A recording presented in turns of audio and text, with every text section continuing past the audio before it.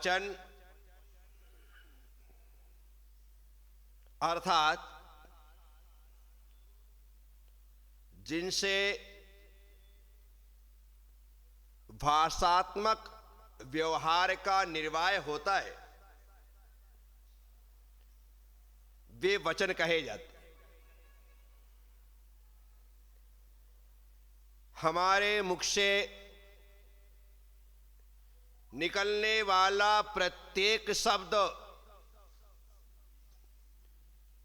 जेब से निकालने वाले रुपए से भी ज्यादा सोच समझ करके निकालना चाहिए।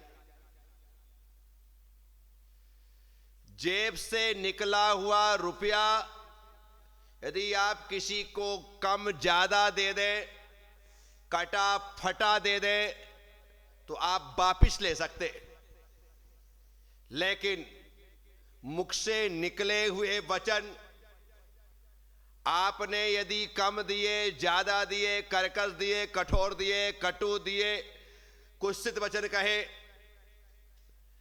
उल्टा सीधा बोल दिया, तो अब उन वचनों को वापिस नहीं लिया जा सकता।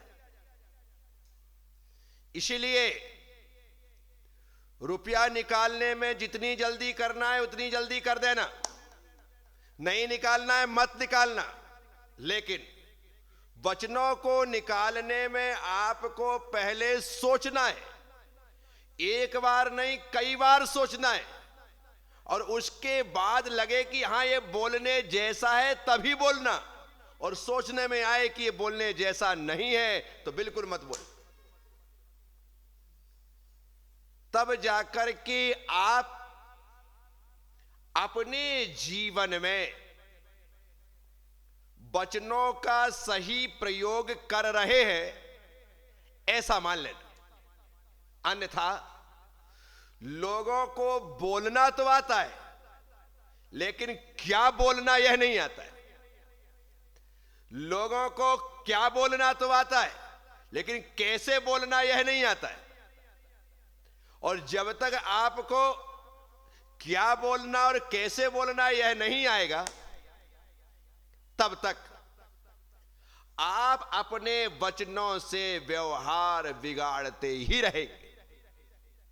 इसीलिए वचन व्यवहार, बोलने का तौर तरीका, बोलने का सलीका व्यक्ति को आना चाहिए।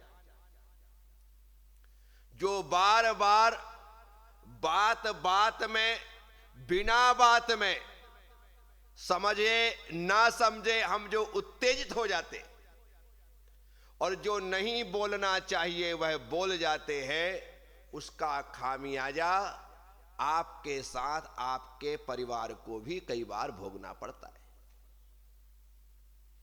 इसीलिए यहां पर आचार्य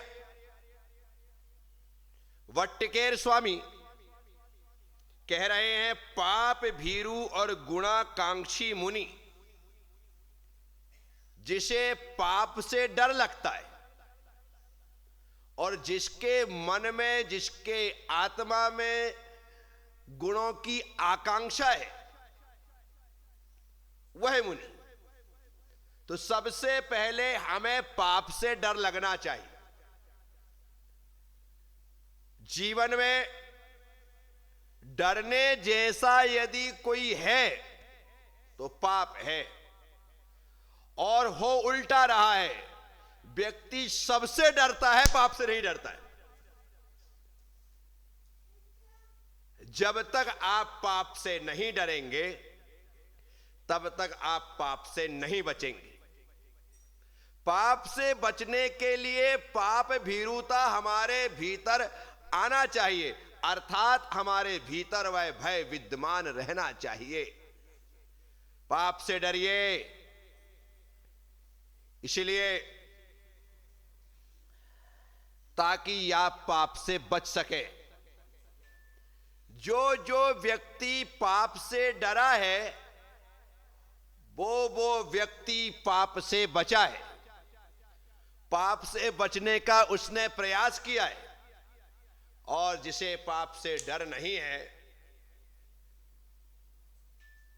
उसे तो उच्छृंखल होने में, स्वच्छंद होने में, उदंड होने में देरी थोड़ी लगती है। वो अनर्गल क्रिया कर बैठता है, अनर्गल प्रलाप कर लेता है। इसीलिए सबसे पहले पाप से डरिए, उसके बाद गुणाकांक्षी बनिए। मैं गुणों को ग्रहण करूं, जिनके भीतर गुण हैं उनसे गुण मुझे लेना है। बाजार जाने पर आपको कोई अच्छी चीज दिखती है तो आप उसे लेना चाहते।